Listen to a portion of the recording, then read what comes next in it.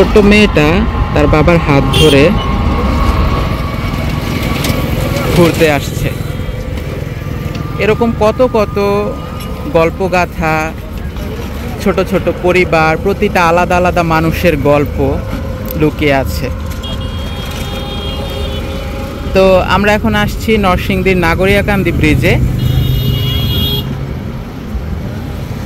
আপনারা সবাই জানেন নরসিংদী জেলার জন্য এটা একটা পর্যটনের প্রাণকেন্দ্র এবং নরসিংদী ছাড়িয়ে সারা বাংলাদেশের মধ্যে জাতীয় পর্যায়ের বিনোদন কেন্দ্র হয়ে গেছে। এমনকি কক্সবাজার, বান্দরবন, মানে বাংলাদেশের প্রতিটা জেলা আনাচে কানাচে থেকে নরসিংদীতে ঘুরতে আসে। তো এখানে আমার এই যে একদিকে নদী, মানে নদীর উপরেই তো ব্রিজটা। তো এই যে দেখেন মেঘনা নদী, মেঘনার উপরে এই মেঘনা সেতু। তো ফুলের সিজনে এখানে সূর্যমুখী বাগান হয়। তাছাড়া এই যে এই দিকটাতে আমাদের রাস্তা এবং স্থানীয় এই এলাকার গল্পে আমি আসতে চাই এবারে। এটা তো একটা পর্যটন কেন্দ্র, কিন্তু নাগরিয়াকান্দি তো আদতে একটা এলাকা, অর্থাৎ এখানকার যারা স্থানীয় বাসিন্দা, বসতি, তাদের জীবনযাপন কীরকম, এরকমটা তো আগে ছিল না। এই যে দেখেন এখানে তাদের কিন্তু স্বাভাবিকভাবেই শাকসবজি চাষ করার জন্য এই যে ক্ষেত কোপানো হয়েছে। এখানে তরিতরকারি হয়, অন্যান্য ফসল হয়, সব কিছু হয়। মানে পর্যটনটা তাদের কাছে একটা নতুন আশীর্বাদ স্বরূপ বলতে পারেন। আর এই যে এই পাশটাই হচ্ছে মেঘনা নদী। এখন পানিটা খুব সুন্দর অবস্থায় আছে। অনেক সময় দেখা যায় কচুরিপানায় ভরপুর থাকে বেশি। তো এই যে দেখেন মেঘনার চিত্র। আর আপনাদেরকে এই ছোট্ট ভিডিওটাতে এই বিষয়টা আলাদা করে তুলে দেখাতে চাই যে এই যে ঠিক মেঘনার পাড়েই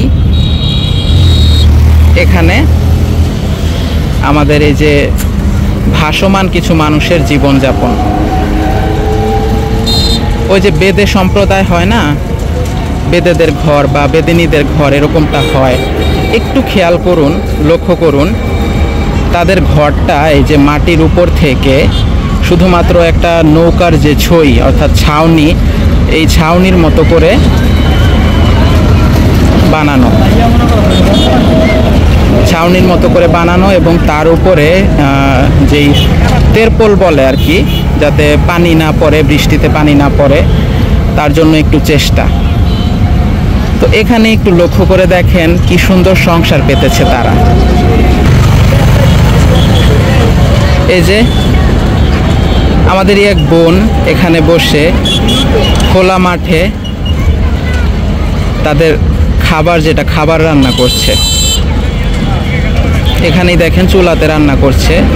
তারপর আরও পাশের যদি আরও ঘরে আমরা খেয়াল করি, প্রতিটা ঘরের সামনেই কিন্তু কলস, হাঁড়ি, পাতিল, একদম এই যে দেখেন এখানেও কলস, কলসের পাশে একটা বালতি, তার পাশে ভাতের মারগালার যে ফ্যান গালুনি, যেটা মারগালার এটা। তারপরে এই যে এই দিকটাতে এই যে এই ভাই এখানে ঘরের এখানে হয়তো কোনো কাজ করছে, বেঁধে রাখছে বদনা। তারপর এই যে দেখেন ছোট্ট একটা বাচ্চা, ছোট্ট বাচ্চা এই যে কীভাবে রান্না করছে।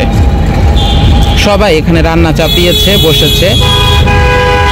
এই যে আমাদের একজন মা, একজন বোন এখানে বসে খাবার রান্না করছে, তরকারি রান্না করছে। হাতের ফ্যান গেলে ঠেকনা দেওয়া আছে, পাশেই আপনার কলস, হাঁড়ি, পাতিল। আর এই যে ভিতরেই তাদের বিছানা, সব কিছু দেখা যাচ্ছে। আমরা তো এরকম ঘর দেখিই নাই, তাই না? আর দেখেন এই যে তাদেরই এখানকার যে ছোট বাচ্চারা, তারা এই যে এখানে বসে খেলাধুলা করছে। তাহলে একটা বিষয় দেখেন, এটা কিন্তু সম্পূর্ণটা হচ্ছে এই যে বড় হাই টেনশন যে বৈদ্যুতিক লাইন, এই বৈদ্যুতিক লাইনের নিচে। এই যে বড় হাই টেনশন, এটা কিন্তু অনেক উচ্চ ভোল্টেজের বৈদ্যুতিক লাইন। এখানেই তারা ঝুঁকি নিয়ে এটার নিচেই তাদের বসতি করেছে। কতগুলা ঘর এখানে? 1 2 3 4 5 6 7 8 9 10 11 12 13। এই যে এখান থেকে ধরে 13টা ঘর।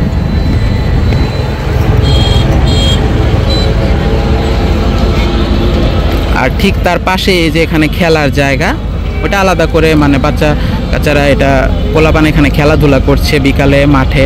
যে মেঘনার ঠিক পারে এই যে কেউ হয়তো এখানে বসে আছে, আর এই যে নৌকা দিয়ে মানুষজন আসা যাওয়া করছে। আর এখানে তো এই যে এই সমাজের মানুষদেরকে দেখুন, যারা আমরা আর কি, আমরা এখানে আসছি এটা পর্যটন কেন্দ্র হিসেবে ঘুরতে আসছি, ঠিক আছে। আর তাদের জীবনটাই হচ্ছে এখানে এই মেঘনার পারে, তাদের জীবনটাই এই মেঘনার পারে, ছোট্ট একটু জায়গায়, তারপরেও ভাসমান। এখানে কয়দিন থাকতে পারবে বা মানে এটা কিভাবে জায়গাটা তারা ভাড়া নিয়েছে, লিজ নিয়েছে নাকি আমি জানি না। কারণ এটা কেন বললাম, আপনি কোথাও একটা স্টেশনেও যদি একটা ফুটপাতেও ব্যবসা করতে যান, সেখানেও আপনি বিনা বাধায় করতে পারবেন না। তারা যে এখানে আসতে পেরেছে, এখানে একটু থাকছে, এটাও কিন্তু তাদের জন্য মানে এটা যে চিরস্থায়ী স্থায়ী সেটা নয়।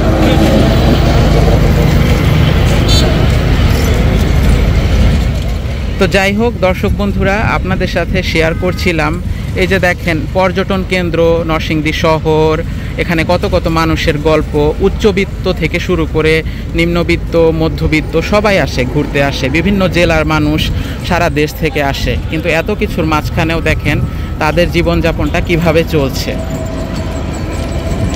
তো আপনি মানুষ হিসেবে যেমনই হন না কেন, আপনার দৃষ্টিভঙ্গি থেকে আপনাকে আপনার চোখ দিয়ে দেখতে হবে, বুঝতে শিখতে হবে, সহনশীল হতে হবে, অনুভব করতে হবে আপনার সমাজে চলতে ফিরতে আশেপাশে কোথায় কি দেখছেন, এবং এটা থেকে আপনি একটা আত্মতৃপ্তি পেতে পারেন।